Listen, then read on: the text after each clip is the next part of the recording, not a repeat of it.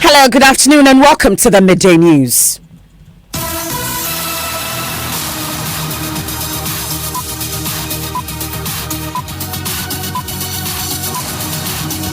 This bulletin is coming to you live from the Joy 99.7 FM studios, Kokomlemle in Accra, at digital address GA0993341. Also live on Love 99.5 FM in Kumasi, affiliates across the country on ABN Radio in London, and around the world at myjoyonline.com. The news is brought to you by Telesol 4G, just a touch. In this edition, at least 10 people, including 3 Nigerians, arrested in connection with the kidnapping of 2 Canadian women in Kumasi. We'll bring you the latest. They were rescued at Sawaba. Sawaba falls within an earlier area.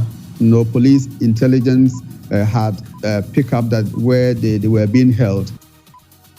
Meanwhile, the rescue of the expatriates prompts calls for Ghana security agencies to step up search for the 3 missing Takrady girls. We have details. Also, commercial drivers plying the Kumasi-Wa Highway worried about what they say is increasing armed robbery along the Savannah region, part of the route. Once the driver stops and gets off the vehicle, other gang members come out of the bush to march passengers back into the bush and rob them. For about 6 hours, they kept us hostage. Members of the opposition NDC in the Upper West region embark on demonstration to protest government's neglect of vital projects initiated by previous government. We have live details today in our continuing series of stories from communities where dams are being constructed and the government's one village, one dam policy. We'll take you to the community of Gadong in the Upper East region. We hear from residents who are unhappy about the poor nature of the work being done there. It is a very deep pit in there. When they fell into it, they could not come out. There was a much older child who knew of the reservoir and tried to warn the other 3 children, but it was too late. So we lost all of them. We also have sports. Asante Kotoko lauded for rescinding their decision not to play in the Tier 1 Special Competition semi-final with Heart of Oak. And later, can a girls' school conquer Ghana in the National Science and Maths Quiz for the first time in 26 years? Of course, that can happen. We have all that and more here on the Midday News with me, Emefa Apau.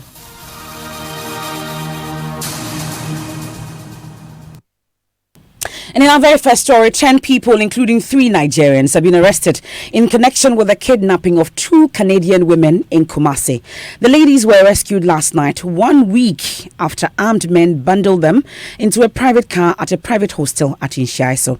The Nigerians, whose identities are yet to be confirmed, held Bailey Jordan Chitty, 20, and Lauren Patricia Catherine Tilly, 19, at an undisclosed location in the Ashanti regional capital, Kumasi. We'll go straight on the lines now and speak to my colleague Ohiming Teria, who has been following this very story from the very onset and joins us on the line. Now, Ohiming, have the police managed to glean any information from these suspects they've picked up? MFA, as we speak, it's been a very busy day for national security operatives as well as personnel from BNI and then police who have been on the ground. And a few minutes ago, my checks indicate that they have been interrogating these suspects who were picked up in connection with the kidnapping of the 2 Canadian nationals. So the interrogation is being done at the BNI offices. And all the men involved in this particular exercise have been tight-lipped, except that they are busy and they will communicate back to us. So we've had a number of figures in terms of the number of arrests and how many Ghanaians and how many Nigerians. I know it's been difficult getting information, but what have you been able to pick up exactly in terms of the numbers? What I do know from my sources within these security agencies indicates that they have picked at least 10 suspects, but the number is between 10 and 14. And out of the 14 suspects picked so far, 3 are Nigerians and 11 are their local collaborators who have been supporting them in this particular exercise. So it is not clear because the security agencies, those who have been giving this information are also being careful and they wouldn't want to give any details except to say that we should give them some time as they work on this particular case. Indeed, we are expecting a press conference to be held later today. But Ohiming, tell us a bit about this rescue operation. What did you pick up in terms of how it all happened? What I have been informed is that the security agencies it was a combined operation between national security, BNI, and some police officers. They were so discreet that they kept the operation to their chest until they managed to rescue the two women from Sawaba, a community in the Asokore-Mampong municipality. Don't forget, Asokore-Mampong used to be part of Kumasi Metropolitan Assembly until it was carved out. And the last two incidents of kidnapping, one way or the other, is related to the Asokore-Mampong municipality. So when the girls were rescued from the kidnappers, on the spot, the security team arrested two suspects in connection with the kidnapping and immediately transported them to the National Security Office in Kumasi before also transporting the two Canadians who told the security operatives that they were unhurt, they were not, sexually harassed or assaulted by the suspects, neither were they also treated them badly. So the women were sent to Accra to undergo further investigations, medical treatment, because the security operations tells me because of the conditions in which they were rescued, they have been kidnapped for some time now. They need to get psychological treatment and all that. So that's how come they want to screen them medically before they even continue with the investigation. And since the police and the team, the national security operations have been so strong and discreet on the ground pursuing the other suspects. Well, my colleague there, Ohiming Teria, on that beat, he will stay on it to the very end and bring us details as and when we get them here on the Midday News and, of course, on our subsequent bulletins as well and on the Joy News channel on Multi TV. But let's stay a while longer on the issue of kidnappings because police have put before a second-D High Court one of the suspects arrested in connection with the kidnapping of the three Takoradi girls, the first of whom has been missing for almost 300 days. Now, the suspect, only identified as John, was arrested in Togo. My colleague Ina Talia Kwanza is in court and joins us on the line.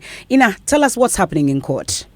Yes, so this morning, we are all at the secondary high court too. The suspect who was arrested at Togo, whose name has been given as John, was brought inside. When he was coming inside, he had a kept covering him with tight security presence. Right now, they are inside the court. This John is the same John that Udotek kept on mentioning that he was the one who knows where these girls are. So we are yet to find out the verdict from the court. Well, but what we know about his arrest, at least circumstances leading to his arrest, have we been told yet? No, MFR, we are yet to find out. But following the rescue of these Canadian girls, we've heard that there are a number of there's a lot of talk in Takoradi, for instance, following their demonstration on Saturday as well. What are people generally saying about the rescue of these Canadian and what they want done in their situation? Yes, so for the people of Takoradi that I've interacted with, they feel that the Ghana Police Service have put priority on foreigners rather than their own. They feel that they are not secured and then foreigners are more secured. And then there is this issue raised by some family members that whenever they come out to the demonstration or come out to say that they are going to do something, a publication comes out and then all of a sudden the police service does a magic and they do not understand why. But that will not prevent them from their 21 days ultimatum they have given. Well, in Nathalia Kwanza there in court, we'll get details later. But meanwhile, like I said, the rescue of the expatriates prompted calls for Ghana's security agencies to step up search for the three missing Takoradi girls. My colleague Mapitso Sibidi has been checking on social media for what Ghanaians have been saying about this. I understand this matter is trending. What exactly are people saying? Okay, so this matter has brought back the hashtag Bring Back Our Tardy Girls because Ghanaians on social media are calling for the rescue of the Tardy Girls following the rescue of the Canadian girls. But at Kwame Legend says, what a sad country we live in. We are not serious one bit. Hashtag Bring Back Our Tardy Girls. Love Selassie GH says, foreigners have been found, but the citizens haven't been found. This is a sorry state. Hashtag Bring Back Our Tardy Girls. God's on China says, we are crazy in this country. See the way government, how fast we were to rescue the Canada girls. We need the same attention for the Tardy Girls. Hashtag Bring Back Our Tardy Girls. And at Kiki Kelly says, to be honest, some head of organization positions in the security service must resign with immediate effect after the rescue of the Canadian citizens. Hashtag bring back our tardy girls. And at Bertie Zine says, so what about the 3 girls from Takoradi? Their lives don't matter to you, right? Question mark. Hashtag bring back our tardy girls. So at number 1, it's hashtag bring back our tardy girls. And Ghanaians on social media are pretty much upset about this whole thing. Okay. And you can check that for yourself on our social media platforms, all our Joy 99.7 FM social media platform, as well as the Joy News platforms. You would see the comments there for yourself. And that's the calls from many Ghanaians following the rescue of these 2 Canadian women. But let's speak to security analyst Kenol retired Festus Abuaje. We are grateful for your time here on the Midday News. Are the situations the same? Are Ghanaians fair in their calls? Thanks a lot. I think there is sufficient evidence to show that the 2 or several cases, on the one hand involving foreigners, on the other involving Ghanaians, are not the same. The dynamics are completely different. On the one hand, in case of the girls, we have the support from some of our foreign partners, but we also have the same support, or we have the same support from the Canadian authorities in respect of the Canadian ladies. But the dynamics in these cases are all different, and no 2 kidnapping cases are the same. But making the case for the police to be up and doing, to expedite their efforts to put in more resources to find the Takoradi girls is a call very well made and on very good grounds because of the emotions that we all attach to the girls or the abduction or kidnapping of the girls. But in this particular case, for instance, an issue that's of concern for many Ghanaians. In this case, we saw the IGP going down there himself. We did not see that in the Takoradi case. People think that we attached more importance to this particular case than we've done in the case of the Takoradi girls. Circumstantially speaking, that could also be a fair argument to make. While on the one hand, the IGP did not or might not have found it necessary to have gone to Takoradi himself to use his presence to influence, the efforts that were being deployed to find the girls. And while on the other hand, he had found it necessary to go to Kumasi. But let's give him the benefit of the doubt.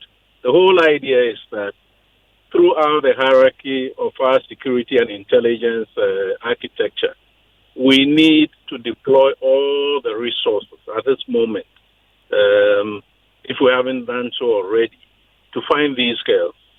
But we all learn or should learn from our mistakes and omissions. And going forward, I think the police institution, including the good person of the IGP, would exercise good judgment in showing or demonstrating to Ghanaians the degree of importance that they attach to the security of Ghanaian nationals. We're grateful for your time. That's Kenol retired Festus Abuaje. He's a security analyst. You're still listening to the Midday News here on Joy 99.7 FM. There's a lot of talk in Parliament also about this matter. We'll go there shortly. But whilst we wait, commercial drivers plying the Kumasi-Wa Highway are reporting increase in armed robbery along the Savannah region part of the route. It comes after a report of death of one person following attack of travellers on Bimbilla-Yendi Highway. They say armed men disguise themselves as police position takeover unmanned barriers to terrorize motorists and passengers who they rob at gunpoint.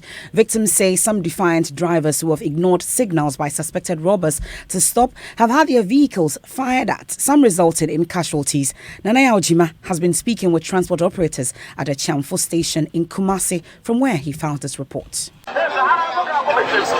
Kofi Nyame is in charge of a long-distance bus. He makes a quick check on his vehicle before embarking on his next trip from Kumasi to Upper West Regional Capital, Wa. For over a decade, he has plied this route, which he says has become more dangerous in the last month due to rising robbery.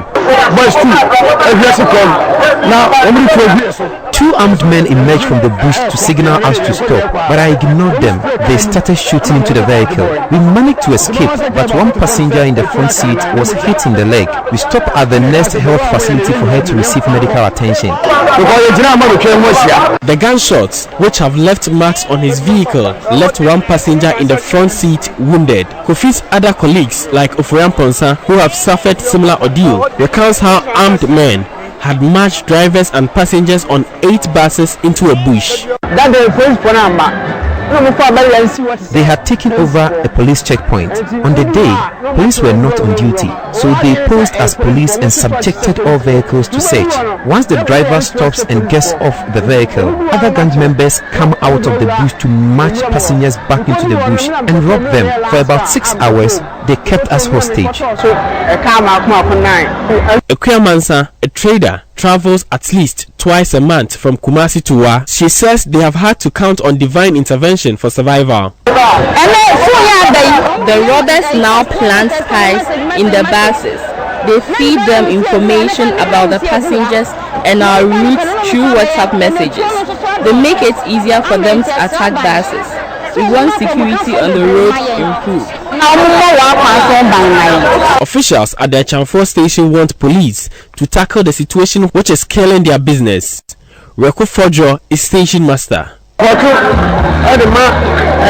drivers and passengers report the robberies to police where they occur. We never hear from the police afterwards. Now it is becoming too frequent. We want government to intervene. From Kumasi for Joy News, Nana Ojima reporting.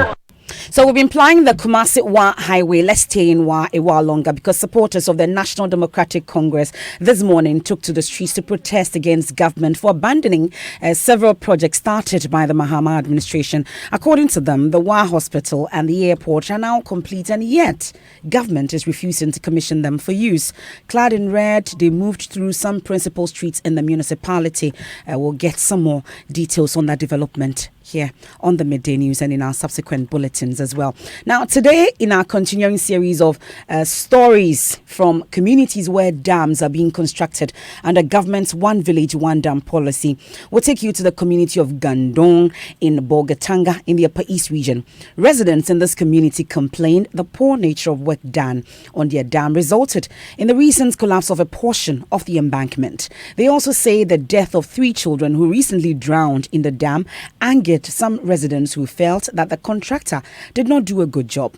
Here's a report by Joy News' Upper East correspondent Albert Sori and Joshua Zah of A1 Radio in Bolgatanga. To the residents of Gadoni, a farming community under Soin in the Bolgatanga municipality, the dam constructed for them under government's One Village, One Dam initiative was supposed to bring them a huge sigh of relief. It is very difficult to get water in this area during the dry season, so we had always been appealing to our assemblyman to see what he could do for the government to help us with a dam. When he told us that our community had been selected to get dam, we were very excited. 3 neighboring communities are expected to be benefiting from this dam: Gadoni, Kugadoni, and Tindandoni. The people in these areas say they held several meetings to agree on the land to give out to the government for the construction of this dam. However, the contractor here too did not stay on site for more than a week during the construction, and after he left, the residents were not happy with the nature of work that was done.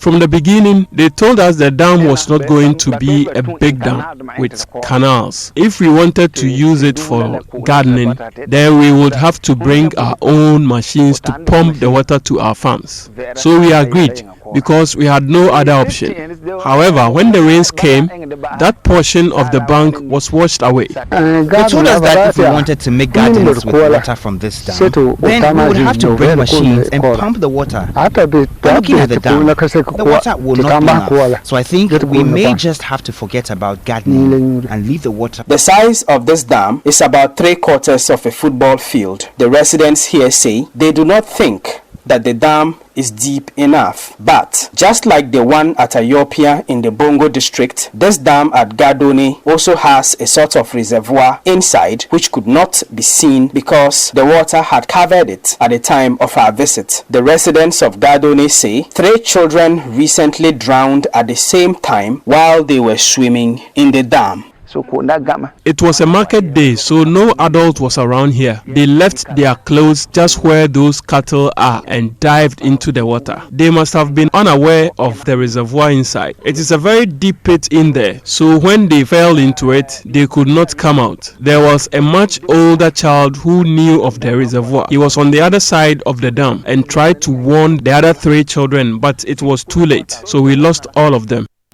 Albert Sorry and A1 Radio's Joshua Assa's report. This is the midday news here on Joy 99.7 FM. Top stories in this bulletin. At least 10 people, including 3 Nigerians, arrested in connection with the kidnapping of 2 Canadian women in Kumasi. We've also taken your reactions following the arrest of these expatriates, prompting calls for Ghana security agencies to step up search for the 3 missing Takoradi girls. We're in Takoradi as well. And of course, another suspect has been put before court. We'll get details of that later on in our subsequent bulletins. The midday news is brought to you by Telesol 4G, Just a Touch, and also by UMB Speed Up, DigiBank, Let's Go. We'll take a quick break. When we return, students and teachers arrive for this year's National Science and Maths Quiz. We'll be live at the University of Ghana, where some contestants say students who say they are leaving no stone unturned are poised to be champions. This year, we are coming as Wounded Cobra because we are serious. We mean business. We are coming serious. We change our style of training. In fact, this year, we are just coming like that. We are coming like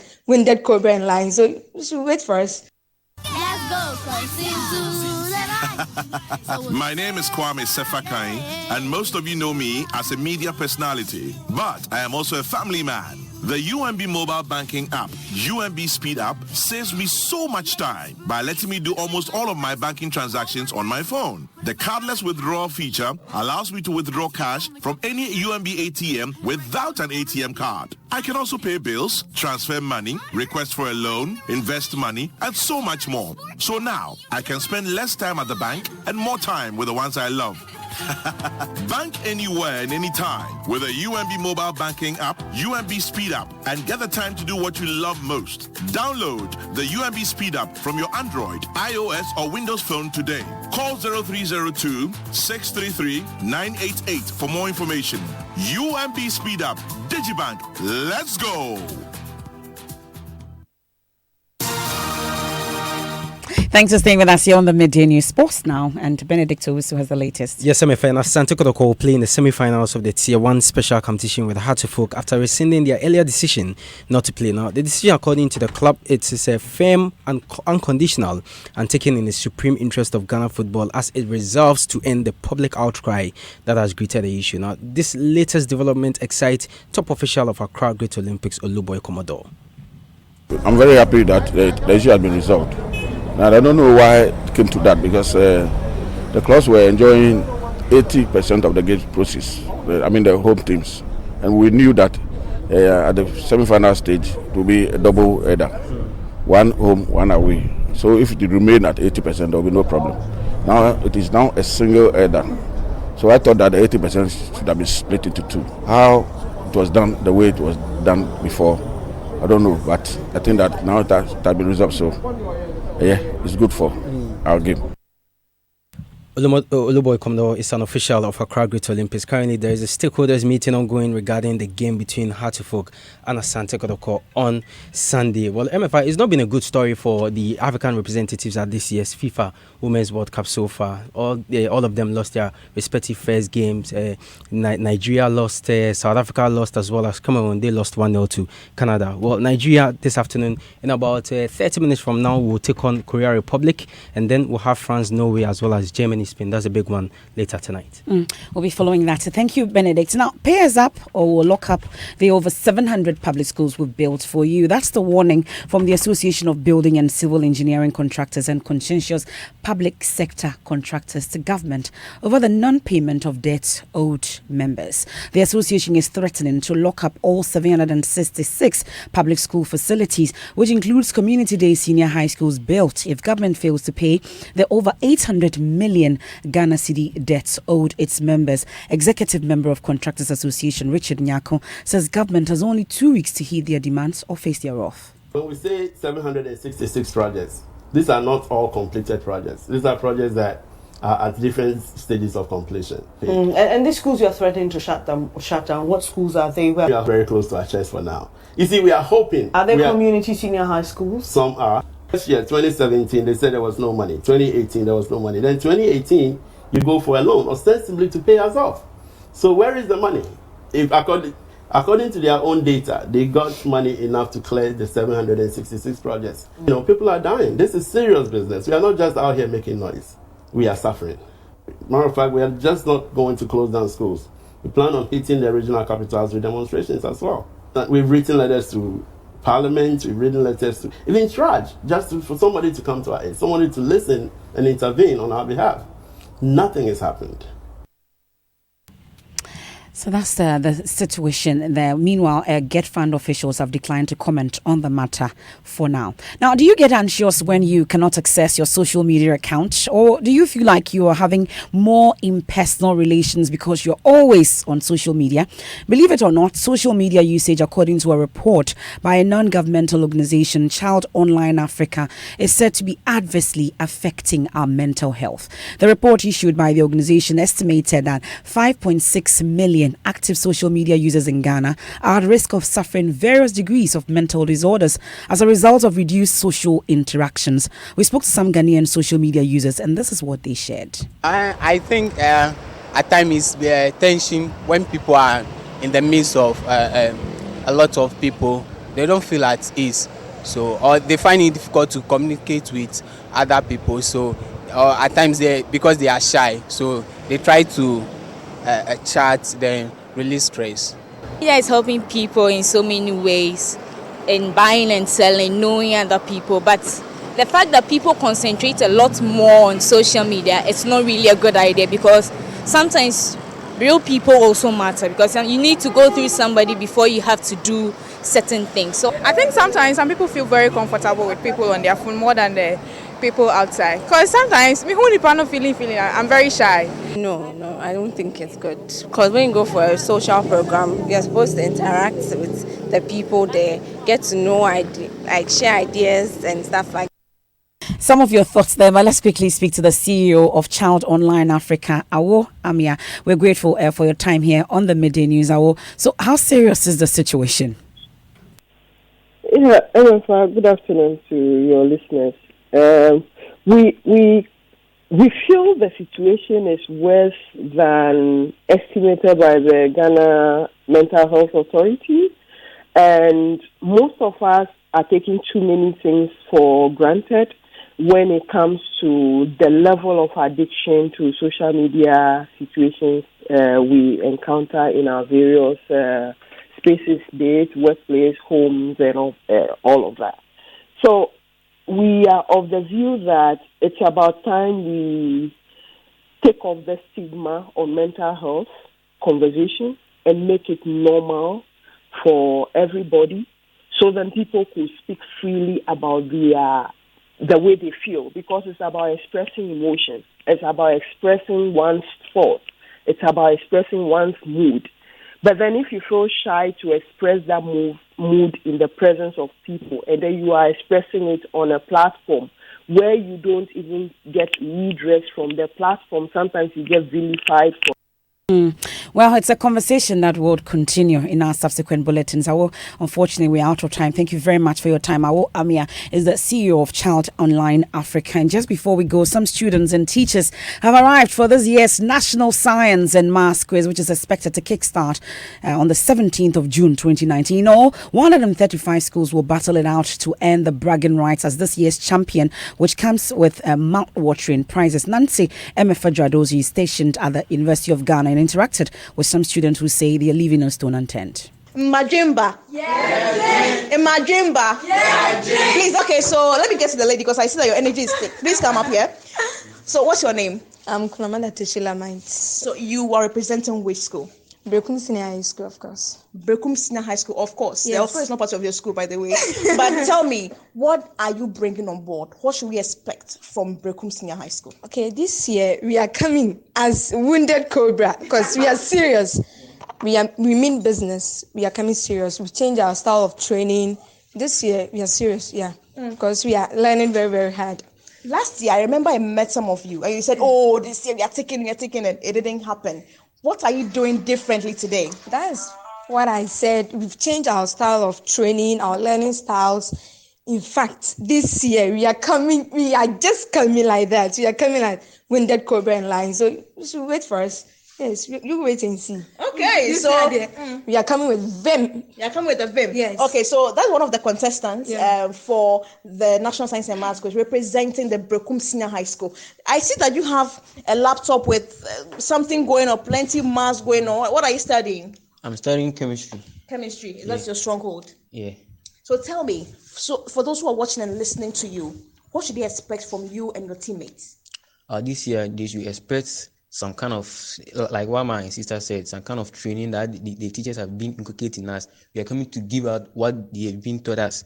Yeah, so this year we are coming as Wounded Cobra. Well, unfortunately, Nancy did not interact with any Ola girl, but of course, a girls' school will conquer this year's National Science and Maths Quiz for the first time in 26 years. And that's how we wrap up this afternoon's edition of the Midday News here on Joy 99.7 FM. There's more news when you log on to myjoyonline.com. I am MFA Powell.